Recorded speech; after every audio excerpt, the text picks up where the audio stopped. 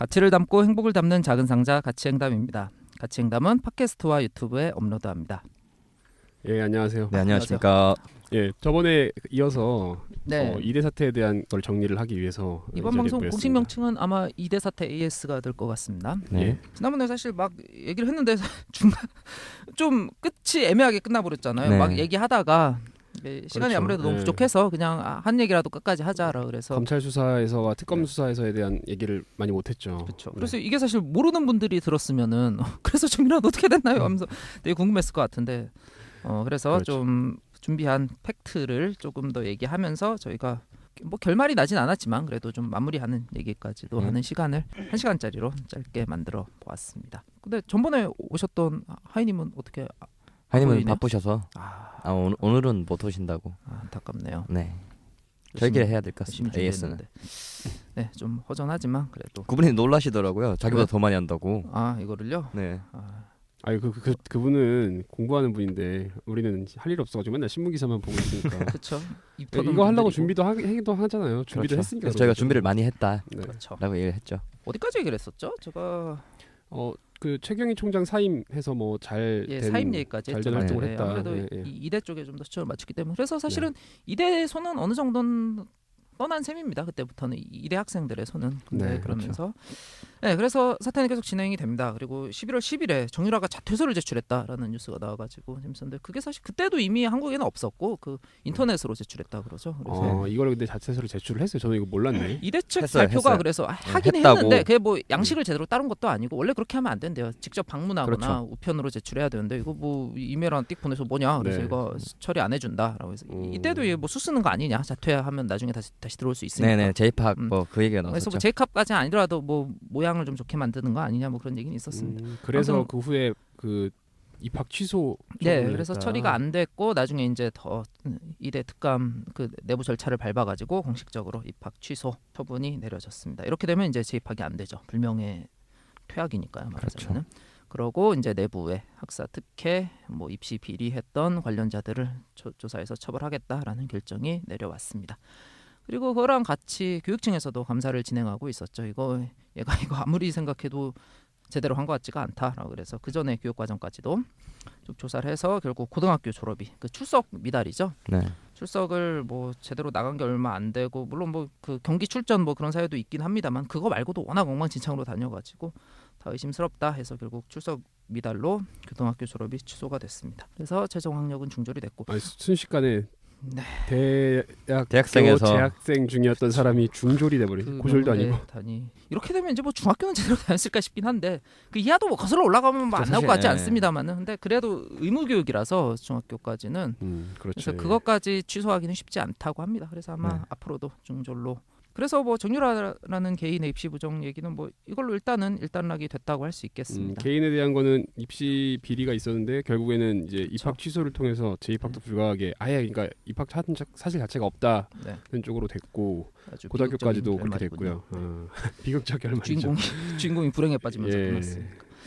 그렇긴 한데 근데 이제 관련자 처분이 그리고 뭐 이 박근혜 정부의 최순실 등 민간인에 의한 국정농단 의혹 사건이라는 큰 사건이랑 얽혀 있기 때문에 방금 제가 길게 얘기한 거 진상 규명을 위한 국정조사가 11월 17일부터 그러니까 방금 제가 쭉 읽어드린 것보다 약간 앞서서 시작이 됐습니다.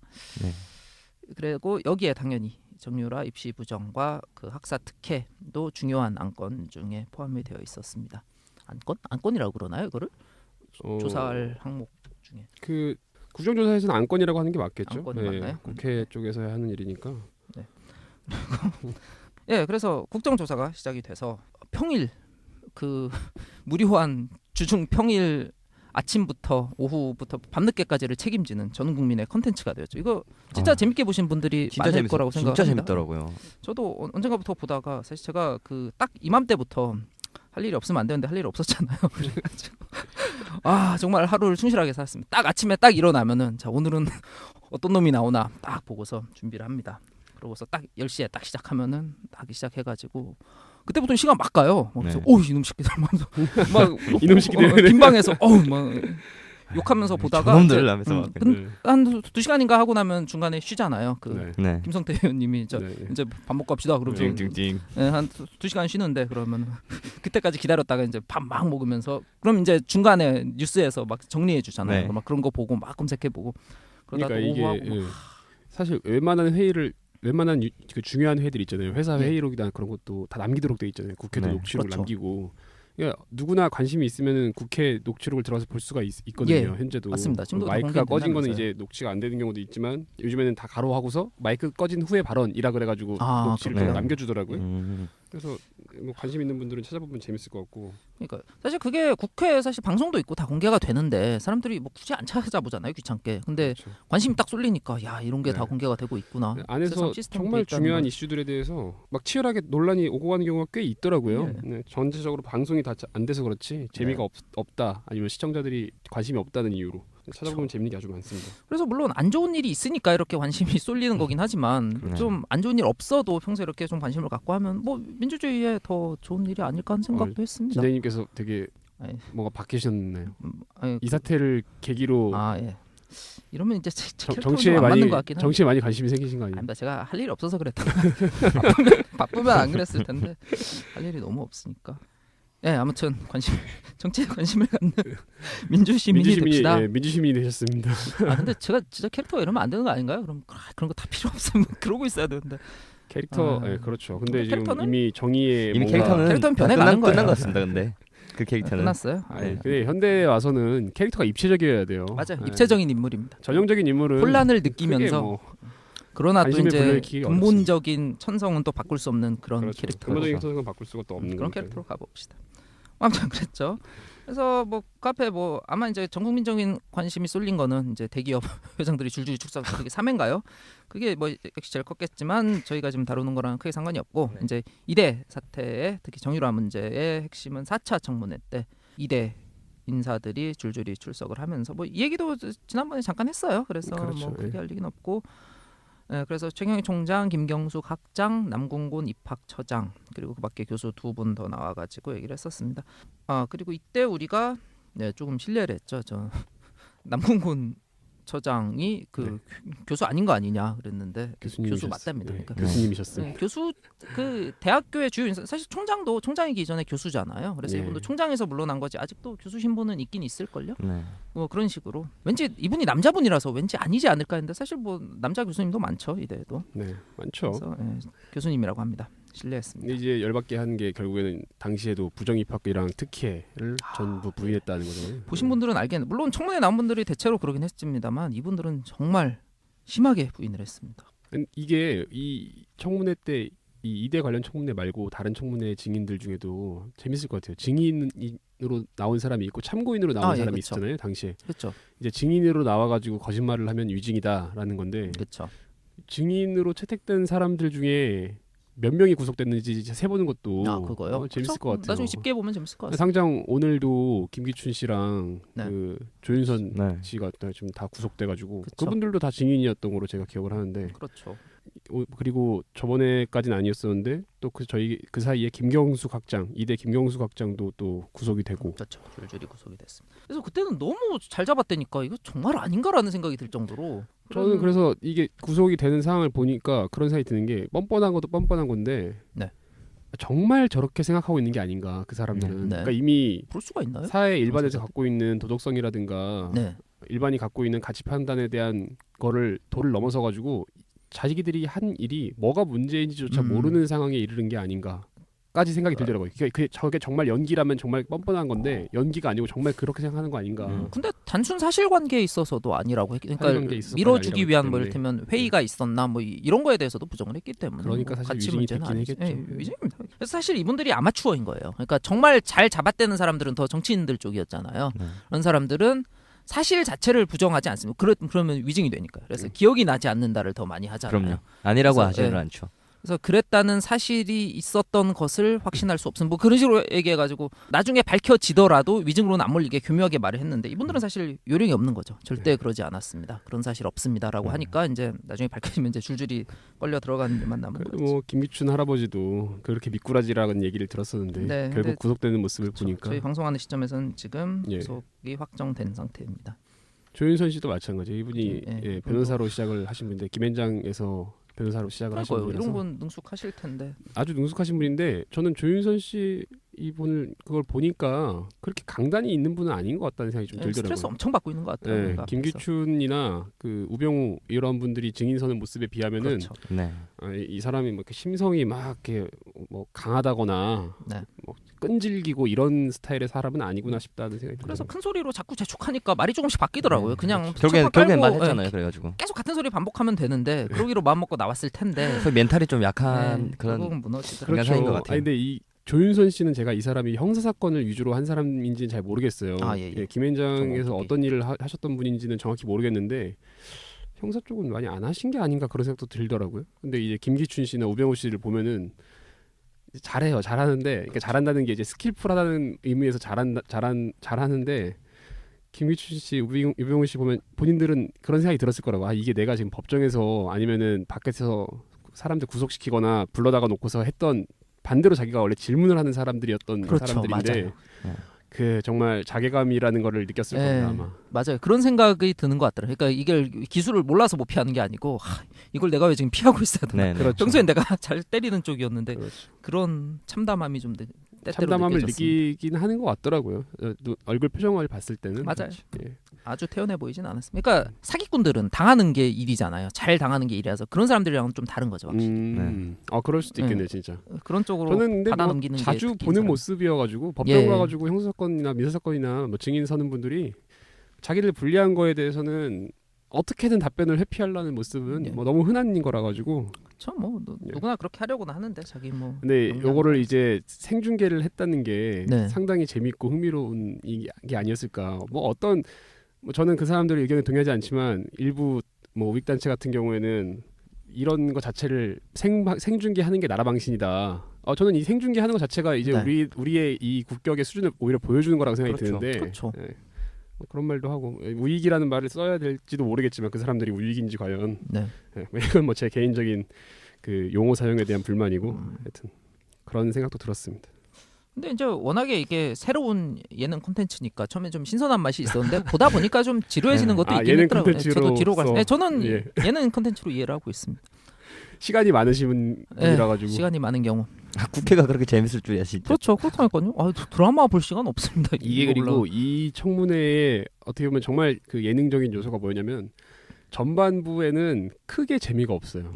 점점 이제 밤이 깊어지고 체력이 고갈되고 사람들이 힘이 빠질 때쯤 시작되는 거죠. 재미가 진정한 재미가. 뭐 그때 당시 의사였던 분 있잖아요. 그 과장인가요? 과장도 말 바꾸는 모습도 그랬고. 맞습니다.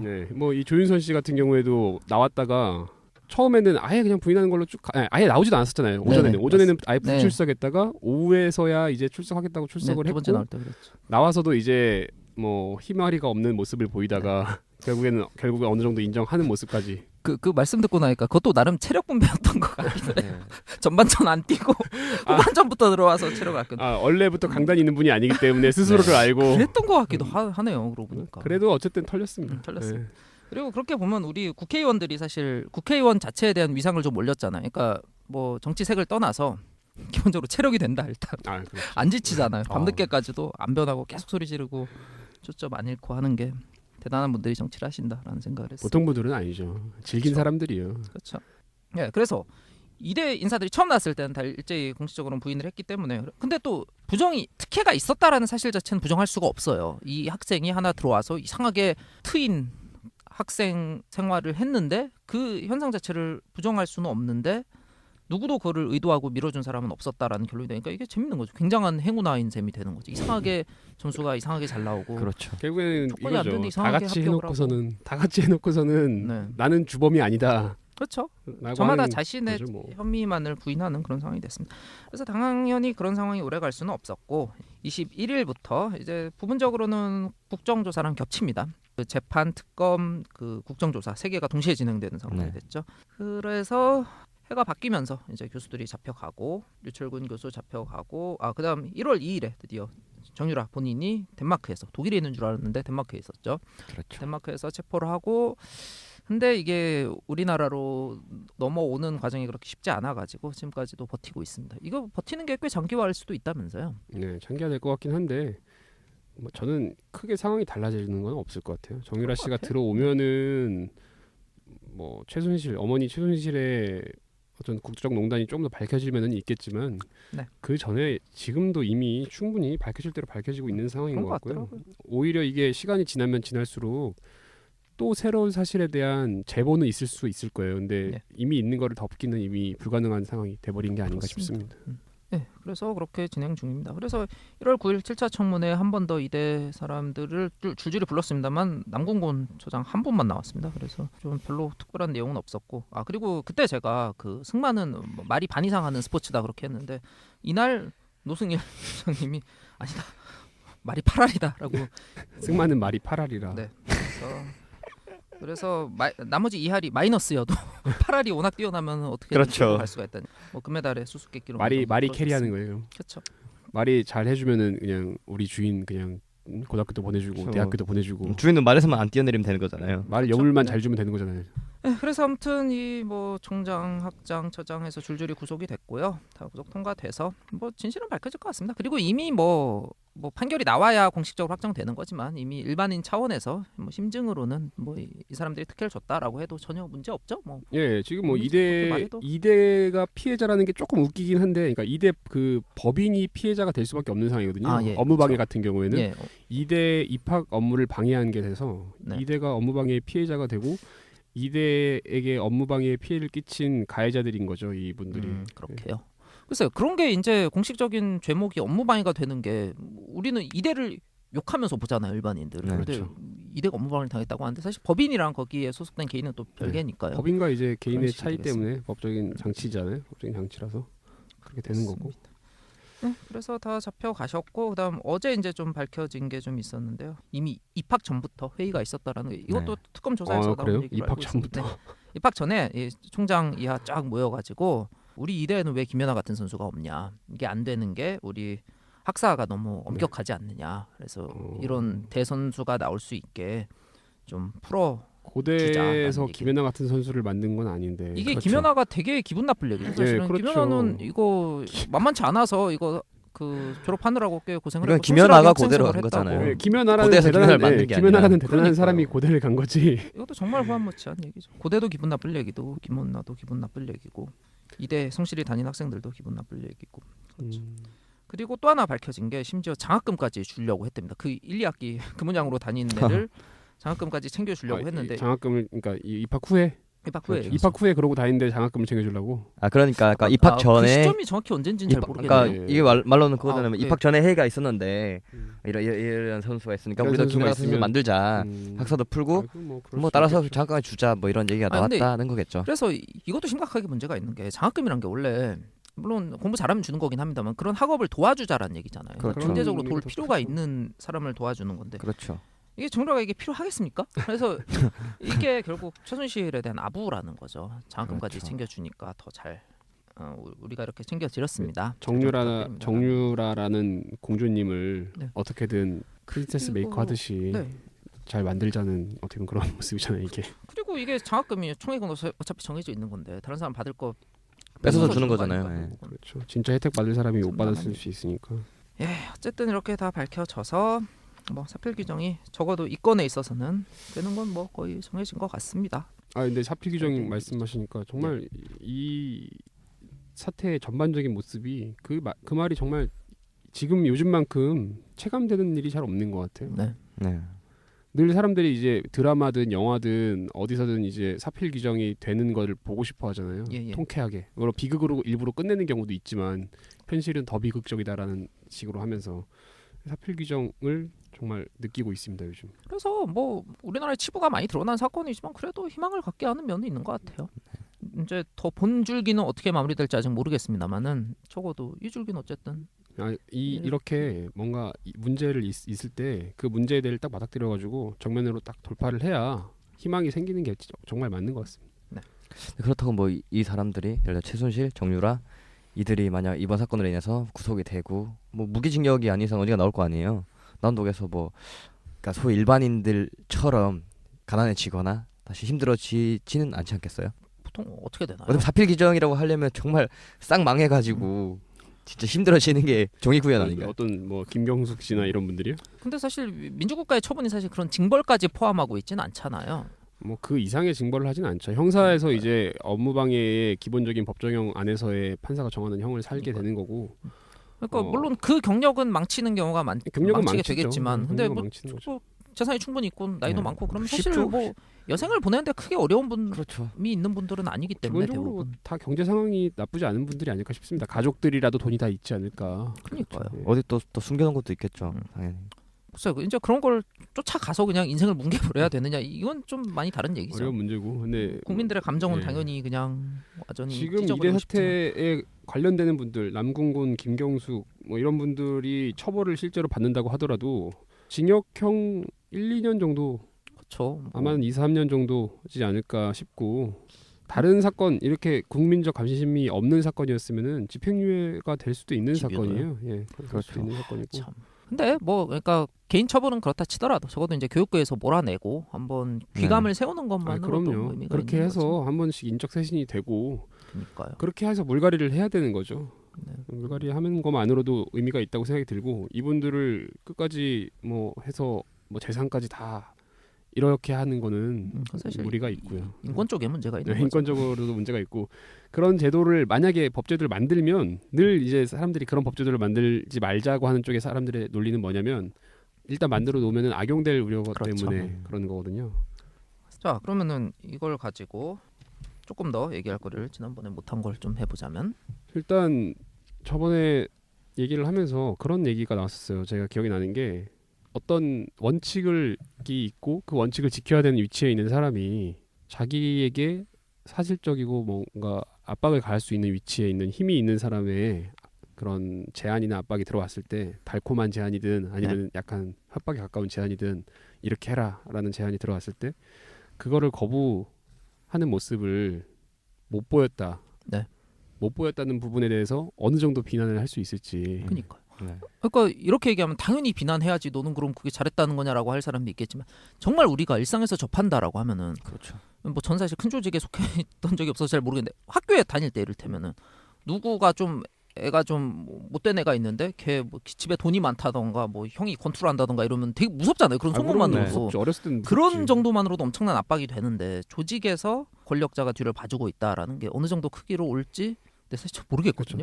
어떤가요, 선배님? 어떤 사람들에게 다 그런 용기를 요구한다는 게 무리한 거는 맞는 것 같아요. 모두에게 그 용기를 요구하는 게 쉽지 않죠. 그렇다고 해서 어떤 사실이 밝혀졌어요?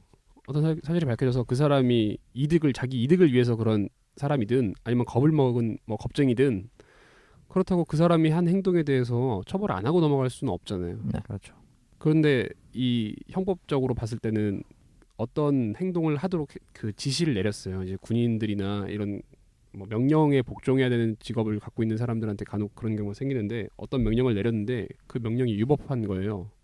그 명령이 위법한 거면은 그거를 따르면은 그 사람을 처벌해야 되냐, 처벌하지 말아야 되냐, 이런 논란이 있거든요. 물론 위법한 명령은 따르지 않아야 된다라고 하는 게 당연한 뭐 어떻게 보면 결론이고, 진짜 힘들죠. 예. 그리고 이제 그 상황에서 따르지 않았다라고 하더라도 뭐 우리가 이제 이런 말하는 그 사람에게 그걸 기대할 수 있는가라는 그런 이론이 실제로 있어요 또. 그래서 그런 정도를 기대할 수 없는 상황이었다. 너무나도 강압적이고 이 사람이 그걸 따르기 어려운, 그러니까 위법한 걸 알았어도 따를 수밖에 없는 상황이었다. 그렇다면 이 사람에게 책임이 있냐 없냐 이런 거를 좀 감해주는 이런 이론이 실제로 있긴 있습니다. 근데 그런 거 이론적인 뭐 이런 부분을 다 떠나서 저는 이걸 요즘 든 생각이 뭐라 그래야 될까요? 운이 나빴다는, 나만 운이 나빴어, 어떤 걸 걸렸을 때 나만 운이 나빴어라는 생각을 갖게 하는 거는 문제가 있지 않을까. 근데 또 모든 그런 일상에서의 사소한 거에 대해서도 다 일일이 문제 제기를 하는 사람들은 또 피곤하다는 식으로 비난하잖아요. 또 솔직히 그렇죠. 결국에는 해결책은 자기가 정말 어려운 말이지만 본인이 그때 가치 판단을 내리는 수밖에 없지 않나. 근데 이런 사회에서 그걸 해내서 끝도 좋게 내고 자기도 지켜내는 사람은 굉장히 영웅이잖아요. 엄청난 거죠. 그런 엄청난 기량과 운도 따라야 되고 그런 건데, 대부분은 그냥 좀 해보다가 눌려서 뭉개지고 마는 게 보통의 조직이죠. 그 동양 고전이나 뭐 종교 서양에서는 이제 철학이나 종교 쪽에서 아니면 동양 고전에서 얘기하는 의 뭐 그런 가치들 있잖아요. 뭐 의로움 뭐 네. 뭐가 있을까요? 악 이런 문제 그리고 뭐 이득을 추구했는지 아니면 공동선을 추구했는지 뭐 이런 문제 뭐 이런 것들이 너무 어렵다는 거지. 이런 거를 네. 다 사람들이 일일이 다 판단을 하는 게 그러니까 그런 걸 좀 어떻게 좀 쉽게 만들어줄 수가 없을까요? 뭐 내부 고발자 뭐 보호 뭐 이런 것도 나오긴 합니다만은 침묵이 될 수밖에 없죠. 이건 답이 없는 문제인가 보네. 답이 없다라고 하긴 또 너무 아쉽잖아요. 근데 대부분이 어떤 암묵적 권력 앞에서 이제 당당해 아까 우리 이 주제요. 당당해질 수 있는가라고 할 때 정말 대부분은 못 그러지 않을까요? 제가 이상으로는 나는 그럴 거야. 나는 되게 대단한 사람이고 난 정의로운 사람이니까. 근데 만약 이런 전제가 있다면 되겠죠. 뭐 어디서 안 속하고 나 혼자서도 그러니까 저 어떤 그런 암묵적 권력에 맞설 수 있는 어떤 나만의 힘이 있다거나 하면은 뭐 충분히 할 수 있겠죠. 근데 사실 현실은 소위 이런 데 끌려 나온 이런 사람들은 이들도 사실 을이잖아요. 어떻게 보면은. 그게 우리가 이런 그림을 그러니까 정의가 실현되는 시나리오를 짜본다고 해도 더 센 외부 세력의 힘이 개입을 하는 거 아니면은 별로 행복한 이야기를 짜기가 어려워요. 이런 경우에. 지금도 다른 줄기에 걸려가지고 이 사람들이 끌어내려졌으니까 이제 나올 수가 있는 거지. 그렇지 않고 이 것만 가지고는 절대 안 터집니다. 절대 안 터집니다. 이거. 또 이 현대에 와서는 저는 또 이게 또 어려운 이유가 그러니까 개인에게 그런 걸 일일이 다 요구할 수 없는 부분도 있지만 현대에 와서는 뭐가 옳고 그른지 구분하기 어려운 경우가 더 많아진 게 아닐까. 네. 그렇죠. 그래서 정당화할 방법이 얼마든지 있어요. 이걸 그냥 무시하고 강자의 뜻을 따라가는 게 옳다라고. 그럴 구실이 얼마든지 있기 때문에 선악이 그렇게 명백하게 나뉘지 않는다는 얘기죠. 그러면 결국에는 저는 이런 생각을 보면서 하는 생각이 그러니까 개인들에게 그거를 요구하기는 어려운 것 같고 결국에는 나라에서의 이런 역할을 해줘야 되는 사람들이 있는 거잖아요. 경찰이나 검사나 감사원이라든가 어떤 문제가 생기면은 그 문제를 찾아낸 다음에 법에서 가능한 선에서 아니면 헌법에서 요구하는 선에서 환부에 메스를 가한다는 표현을 쓰잖아요. 메스를 가해서 도려내고 그 이상 다 파헤칠 수도 있지만 덮어야 될 거 있으면 덮고 나라 전체를 이제 한자라고 봤을 때 그분들의 역할이 더 큰 것 같고 이 사건 같은 경우에는 전반적으로 다 언론도 좀 포함된다고 생각이 드는데 언론과 그런 사정기관이라 그러잖아요. 나라에서 어떤 문제를 찾아내서 처벌을 하는 역할을 하는 그런 기관들의 기능이 전반적으로 다 같이 떨어져 있는 상황에서 있다가 암덩어리가 너무 커져버린 거예요. 그러니까 뭐 최순실이라는 걸로 대표되는 이 암덩어리가 국가의 암덩어리가 너무 커져버리니까 다 이제는 다 잘라내야 된다. 네. 또 방금 말씀하신 얘기 나오는 것처럼 끝까지 찾아내가지고 진짜 발본색원에서 조져놔야 된다라는 강렬한 요구가 터져 나온 게 아닌가. 평소에 그 사람들이 일을 잘해야 되는 거죠. 그리고 우리가 감시를 할 수밖에 없는 것 같아요. 그냥 일반 사람들이 계속 끊임없이 답이 없는 문제인 거죠. 결국. 그러니까 그냥 막연히 뭐 서로의 양심 어쩌고 이러기에는 너무 그렇죠. 양심으로 뭐 양심 수준이 아니에요. 현대 사회는 양심으로는 사실 살 수 있는 사회는 아니지 않습니까? 사정기관에서 우리 세금으로 월급 받는 사람들이 우리 세금을 월급 받으니까 더 일 열심히 하라고 요구할 수 있는 권리가 사실은 모든 국민들 개개인들에게 있는 거니까. 네, 그건 있죠 당연히. 그런 걸로 일일이 정말 문제 제기를 하면서 뭐 정말 싸워나가는 것밖엔 답이 없는 게 아닌가. 갑자기 전사 같은 말을 근데 대책 얘기하기 앞서서 조금 더 알아볼 것도 있는 거예요. 그러니까 실제로는 어떤 형태로 개개인한테 압박이 다가오는가. 이를테면 저번에 밝혀진 거 보면은 고등학교 선생님도 출석 특혜를 줬어요. 그러니까 애가 출석을 거의 안 했는데 태도 점수를 만점을 줬어요. 그럼 당연히 이제 친구들이 다 아니까 그 항의가 들어오잖아요. 그러면은 얘는 이제 정유라는 이런 경기 같은 것도 나가고 하는 학생이니까 그런 걸 밀어주기 위해 이렇게 했다. 차라리 잘못했습니다라고 하면 몰라. 이렇게 끝까지 지금 상황에서도 그렇게 정당을 하고 있는데 아무튼 그 선생님한테 과연 이 정유라라는 학생한테 특혜를 베풀어야 한다는 그 권력의 압박은 어떤 형태로 다가왔는가 이거를 봐야 될 것 같아요. 왜냐면은 이게 정유라 엄마가 이런 사람이고 이게 뭐 대통령까지 움직일 수 있는 비선 실세다라고 알고 이러진 않았을 거란 말이에요. 뭔지는 몰라도 아무튼 엄청난 힘이 있는 사람이다라고. 그러니까 어차피 정체를 다 알 수 없고 숨은 힘이 더 무서운 거잖아요. 그렇죠. 그거를 좀 밝혀내면은 조금 더 우리가 일상에서 어떻게 대처해야 할지를 알 수 있지 않을까. 저는 지금 말씀하시는 걸 들어봤을 때 만약에 그런 압박이나 제한이 가해졌다면 실체를 정확히 알 수 없는 어떤 그러니까 보통 애는 아니다라는 네. 막연한 느낌은 분명히 선생님이 갖고 네. 있을 거라고요. 그러고 승마를 하는 애니까 일단 네. 승마를 하는 사람은 뭐 돈이 없는 사람이 아닐 거다라는 정도는 있을 있고. 거고 이미지죠. 그리고 아직 우리 사회에서 저는 이거는 잘못됐다고 생각하는 것 중 하나인데 온정주의적인 면이 있어요. 그러니까 네. 온정주의가 늘 나쁜 건 아니죠. 맞아요. 불우이웃을 도울 때는 되게 중요한 아니면 사회에서 그러니까 내 옆에 있는 사람이 아니더라도 멀리 있는 전혀 모르는 사람이 굶어 죽고 있을 때 그거에 대해서 동정할 수 있는 마음을 사람이 가져야 다 같이 사회를 발전하는데 이바지를 하는 건데 근데 온정주의가 발현되지 말아야 될 순간에도 온정주의라는 이름으로 포장되는 경우가 간혹 있는 거죠. 예를 들어서 네가 우리 애 인생 망치면 책임질 거냐라는 식의 온정주의 아니면은 맞아. 일단 자기 나름 인생을 개척하는 앤데 여기서 태도 점수 안 좋게 줘가지고 졸업하는데 지장을 주면 맞아요. 고등학교도 뭐 졸업 못하고 애가 뻗어나갈 거를 못 뻗어나가게 하는 거 아니냐라는 식의 맞아요. 뭐 그런 주장들 이런 식의 압박이 그러니까 꼭 강하고 무서운 그렇죠. 권력의 형태를 취하지 않아요. 그럼요. 의외로 안타까운 그런 온정. 근데 최순실이 그랬을 것 같지 않은데 아무튼 그럴 수도 있는 겁니다.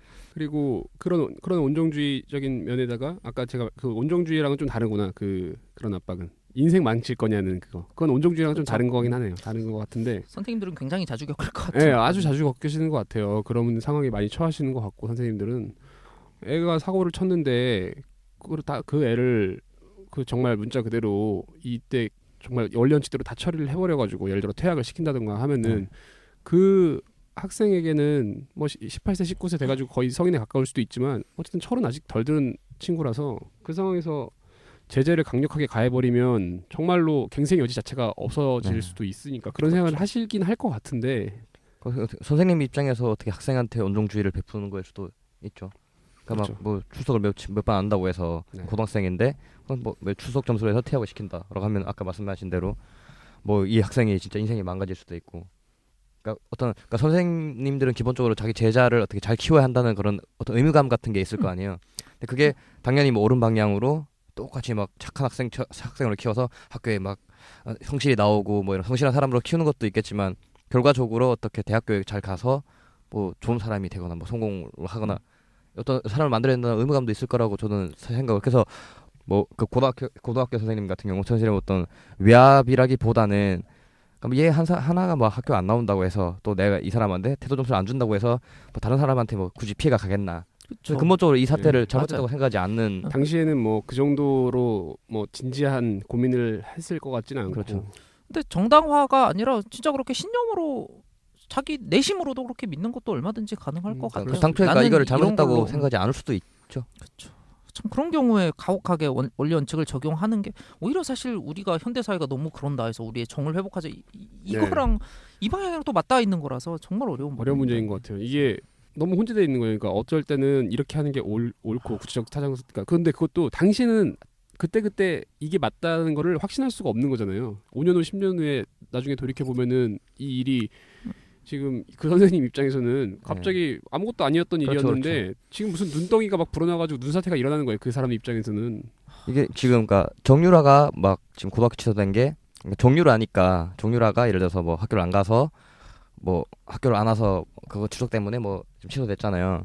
근데 만약 한국에서는 잘 모르겠는데 한국에도 혹시 있을 수도 있죠. 그 북한 같은 경우는 의무교육이잖아요. 학교에 안 오면은 그러니까 추석률이 어느 정도 떨어지면은 선생님이 처벌을 받는 경우도 있어요. 예. 그렇지만 정말 집이 힘들고 해서 얘가 나가 돈을 벌거나 일을 해야 돼서 막 장마당 나서 일을 해야 돼서 학교 못 온 애가 있어요. 이건 선생님이 그러니까 눈을 감아주거든요. 그냥 출석 진짜 못해도 딱 출석했다고 해주고 또는 뭐 다른 걸로 채워주고 뭐 이런 경우도 있거든요. 그러니까 그 반대로 생각해서 볼 때 뭐 선생님 입장에서는 굳이 꼭 다 나오는 것만이 맞는 것이다라고 뭐 생각 안 할 수도 있다. 뭐 이런. 그렇죠. 그리고 이게 지금 정유라 일에 딱 개입돼서 생각하는 건데 뭐 저는 또 하나 그런 예가 생각나는 게 얼마 전에 어디였는지 기억이 안 나요.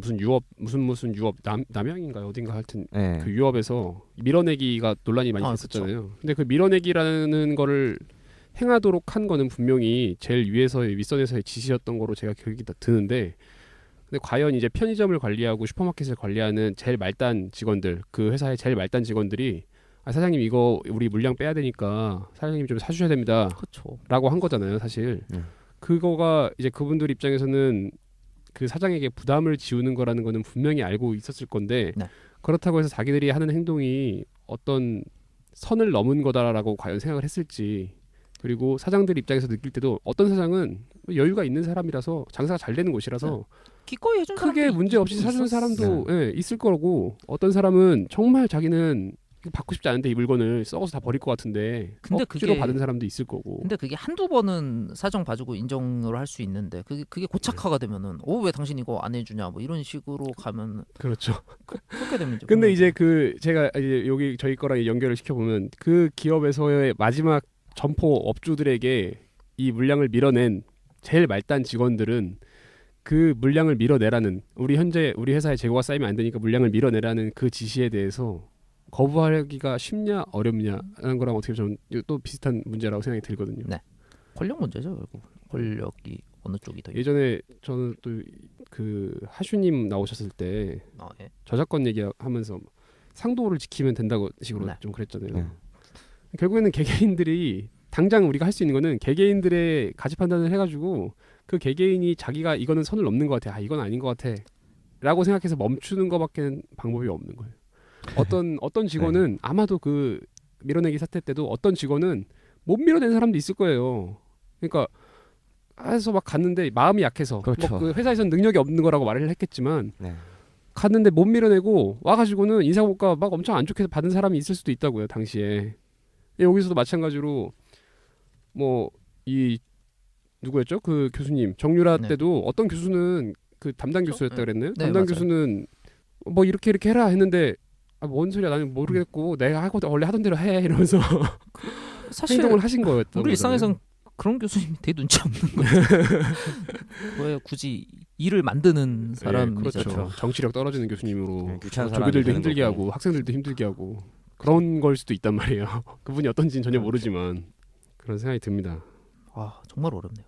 실제 우리 일할 때 있는 거 생각해 보니까. 그렇죠. 이게 자기가 개인은 너무나도 성격이 다르고 그건 모두에게 받아들여지는 일인데, 이제 이거를 회사 아니면은 공무원, 뭐 재단법인, 사단법인 다양한 형태의 단체들이 있단 말이에요. 뭐 이윤을 추구하거나 공익을 추구하거나 이런 다양한, 뭐 정당이라면 정당의 목적은 정권을 창출하는 게 정당의 목적이니까 이런 목적들이 다양한 단체들이 있는데, 그 단체에 속해 있는 그 실제 업무를 행하는 개인들은 그 단체의 목적이랑은 또 다른 성격을 가진 사람들일 경우가 꽤 있고, 그러면은 능력을 평가받든 도덕성을 평가받든 그 기준도 너무 또 다 달라져 버리는 거죠.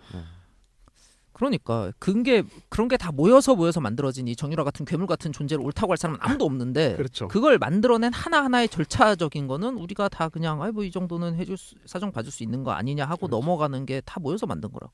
일단 뭐 서류 제출 같은 거 하나하나도 다 막혔으면은 그렇게까지는 안 되거든요. 그렇죠. 서류 자체를 뭐 그때 저번 회에도 그런 얘기를 했었잖아요. 연대 고대는 서류가 안 됐던 것으로 제가 기억을 하고 있는데 어느 순간 끊기는 부분이 생기는 건데, 그 어떻게 보면은 이건 뭐 제가 또 운명론적인 얘기라는 말을 할 수도 있는데, 말씀하신 것처럼 되게 사소한 아무것도 아닐 거야라고 하는 것들이 쌓여가지고 대형 사태를 빚는 걸로 나아가는 게, 예를 들어 100번 내가 인사평가 아니면 뭐였죠 이번에 이 학생에게 출석 점수가 원래는 주면 안 되는 걸 출석 점수를 줬어요. 뭐 교수였든 대학교 교수였든 고등학교 선생님이었든 자기는 늘 그렇게 해왔어. 100명이 있었어, 자기까지 이제까지 1년에 한두 명씩 문제가 늘 있어가지고. 근데 자기는 그래도 이렇게 해서 100명 다 그냥 해줬었단 말이에요, 그 사람은. 근데 이 우주가 마치 뭐 빅뱅이 생겨가지고 우주가 생기는 것처럼 어떤 일이 계속 반복되다 보면은 확률적으로 문제가 확 커지는 순간이 생기는 거죠. 그래가지고 예를 들어서 이런 일이 갑자기 엄청나게 커져서 발생하고, 뭐 성수대교가 무너지고 그런 안전사고들 있잖아요. 뭐 세월호도 어떻게 보면 안전사고의 문제에 가까우니까 뭐 구출을 했든 못했든 간에 그 전에 이제 침몰하는 과정에서도 뭐 당시에는 크게 문제 삼지 않았을 법한 안전 조치들이 일일이 다 행해지지 않았던 거고, 뭐 다른 배도 다 그렇게 했을 거라고. 근데 그렇게 거기만 그랬을 것 같지는 않은데 어느 순간 눈덩이처럼 불어나서 엄청난 사태가 된 다음에는 이제 당시에 별 생각 없던 사람들은 억울하다 이런 얘기나 하고 있는 거고 이미 사태가 그렇게 커진 이후에는 그 사람들을 오냐 뭐 니들이 그렇게 잘못한 건 아닌 것 같아라고 하고 넘어갈 수도 없는 상황이 돼버리는 거죠. 그래도 뭐 그러면서 발전해 간다라고 생각하면서 희망을 가져. 그러니까 어떻게 생각하면은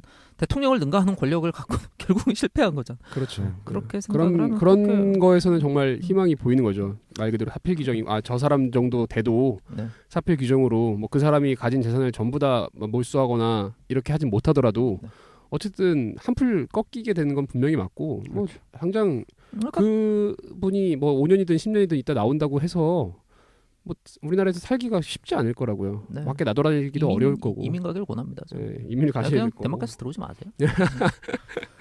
근데 그리고 이제 비슷한 사건이 또 나면은 그때마다 사람들이 이 정도로 상징적인 사건이 돼버리면은 수십 년 뒤에도 얘기 나올 거라고요. 그때 또 그것처럼 할 거냐 뭐 이런 식으로 하면서 우리 사회에는 뭐 적어도 지금 우리 삼풍이나 성수대교나 뭐 그전에 와우아파트나 이런 정도의 황당한 부실 공사를 걱정 이런 것도 장담하기 어려워. 장담하면 안 되는데 그래도 좀 뭐 그런 일이 없다라고 생각하고 싶지만 뭐 최근에도 막 그 경주 쪽이었나요? 수학여행 가는데 건물 뭐 무너지고 네. 그런 일도 있었고. 큰 건물은 좀 낫지 네. 않나 모르겠다. 그러니까 그런 생각이 드는 게 뭐 지진 대책을 세울 때도 조금씩 더 신경 쓰는 그러니까 그런 제재 조치들이 그리고 그 안전 점검 조치들이 생기는 것 같아요. 이게 근데 늘 저는 드는 생각이 아무리 그런 장치들을 만들어놔도 운영하는 건 사람이라 네. 사람이 그거를 그때그때 잘 따르지 않으면 또 소용이 없는 것 같기도 하고 그렇습니다. 자 그리고 이거는 제가 또 하고 싶은 게 하나 더 있었는데요. 이때 그 전 국민의 심장에 불을 땡긴 발언 중에 하나가 그 정유라 이분의 2014년 페이스북 말이었을 겁니다. 그래서 이 한 줄이 특히 인용이 많이 됐는데 그 능력이 없으면 너희 부모를 원망해라. 그 돈도 실력이다. 이 두 마디가 특히 많이 회자가 됐죠. 예, 뭐 그거 소위 말하는 어그로를 전 국민적으로 끌어가지고 이 사건의 해결에 굉장히 도움을 준 발언이 됐는데, 근데 이거 전문을 제가 못 봤었거든요. 그때 이거 방송 준비하면서 처음 봤는데 이 전문이 사실 상당히 깁니다. 그 페이스북 메시지로 담벼락에다가 자기가 써놓은 거죠. 꽤 길어요. 그 보니까 조금 생각이 다르더라고요. 그러니까 물론 이 문제 발언 자체야 뭐 다시 말할 게 없는 겁니다만은 이 앞뒤의 메시지를 보면은 이게 방송 용어가 하나도 없어서 한 줄도 제대로 읽을 수가 없습니다. 정말 욕을 막 하더라고요. 앞에 욕이 많이 써 있어요. 예, 정말 많아요. 뭐 그냥 한 문장에 기본적으로 2개씩 들어가 있어가지고 그대로 읽을 수는 없고 내용을 보면은 이게 되게 짜네요.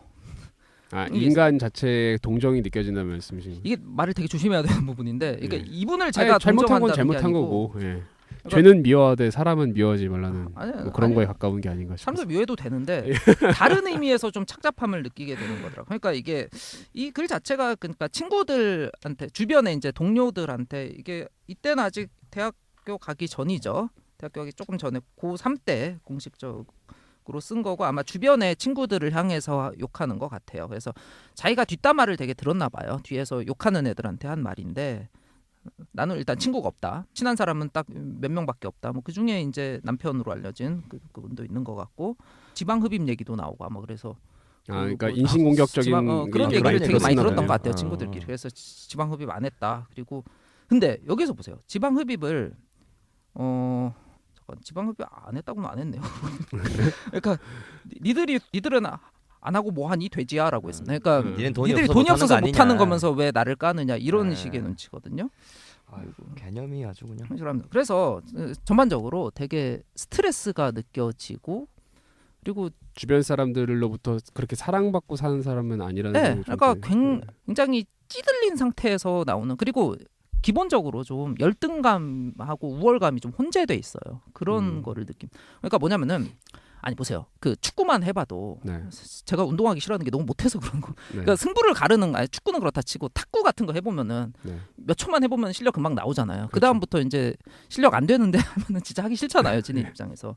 스포츠라는 게 다 그런 건데 그거를 어쨌든 금메달 딸 정도로 하면은 자기가 못한다는 걸 자기도 모르겠습니까? 그렇게 잘하는 건 아니다. 금메달 딸 정도의 실력은 아니다. 선수들 보면 아는데 뭐 아무리 뭐 말이 8할 다 한다고 해도 말을 자기도 말에 얹혀가는 걸 다 알았을 거예요. 그리고 당연히 뒤에서 그런 소리 듣고 그래서 자기가 갈 길을 깜냥이 아닌 길을 가면서 그 엄청 안 되는 거를 느끼면서 욕을 먹으면서 근데 또 그걸 인정하긴 싫으니까 근데 나는 돈과 권력이 있다. 근데 그것도 사실 자기 것도 아니죠. 부모 거죠. 그렇죠. 그래서 그걸로 그러니까 자기가 열등한 거를 우월한 걸로 포장을 하는 그런 모순에서 나오는 발언이 부모 그중 하나였다. 실력이다. 예. 근데 그 말씀이 정말 맞는 것 같아요. 그러니까 우월감과 그 열등감이 혼재된 그 개인에 대한 그걸 봤을 때는 그게 정말 혼재되어 있는 분인 것 같아요. 그 정유라라는 그 여자분이. 그래서 외모도 아니다.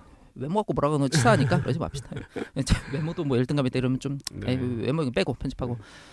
어쨌든 하고 그 말씀은 이거잖아요. 그러니까 이분이 누군가가 봤을 때는 그러니까 잘못된 행동을 많이 했어요. 분명히 입시 비리를 하면서 다른 사람이 가져가야 될 티켓을 자기가 가져간 건 분명히 맞고 그리고 많은 사람들이 그 선을 넘어서 도를 넘어서 공정한 경쟁이라든가 사회에서 갖고 있는 뭐 학문의 가치에 대한 그런 믿음을 완전히 해쳤던 분이에요. 네, 금메달의 가치도 분명히 떨어뜨렸고 분명히 용서할 수 없고 그에 대해서 능분의 보답을 받아야 되는데 제가 하고 싶은 얘기는 그렇게 나쁜 짓을 해서 남이 가져가야 할 부와 행복이 아니죠. 그 가치를 다 가져간 사람이 행복하지가 않다는 거예요. 저는 그 얘기를 하고 싶은 거예요.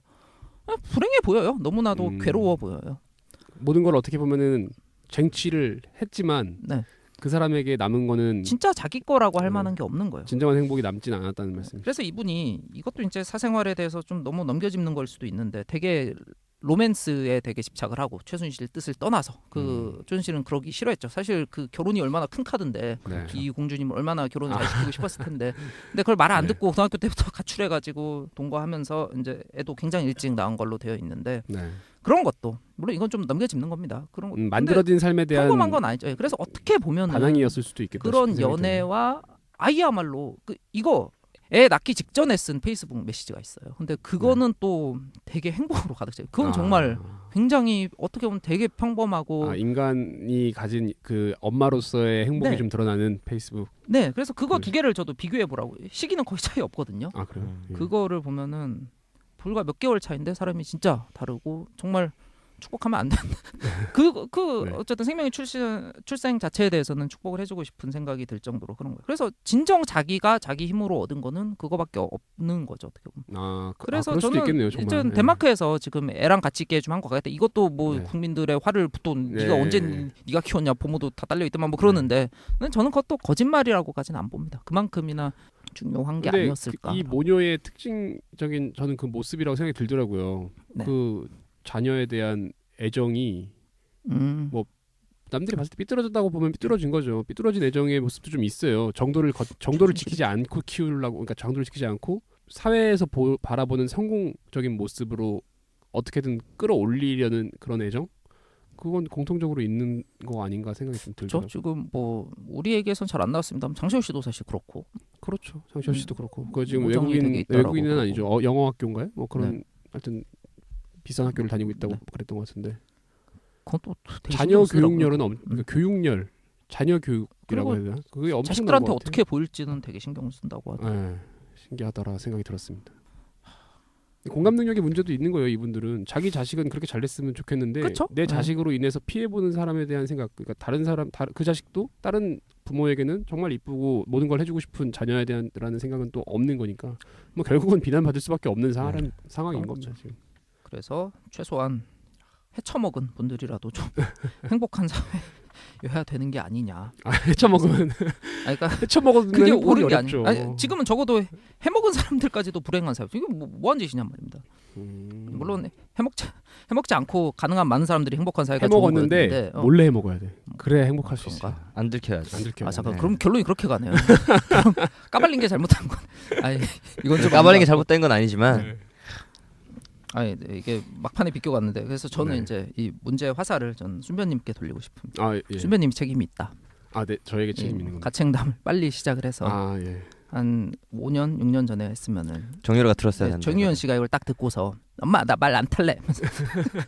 나에게 진짜 중요한 거는 그런 게 아닌 것 같아. 뭐 사람이 되는 것이야. 출산과 육아야 이러면서. 아니죠. 그거는 이제 그걸 못해.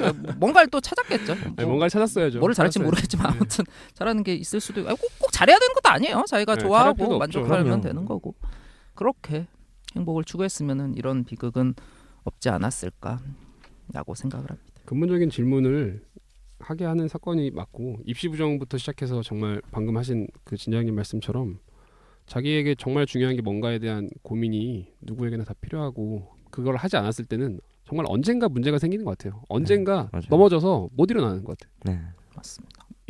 막 넘어져 막 비빌거리면서 막 넘어진 상태에서 주변 사람들도 못 지나가게 다 막고 막 그러는 경우가 생기는 것 같습니다.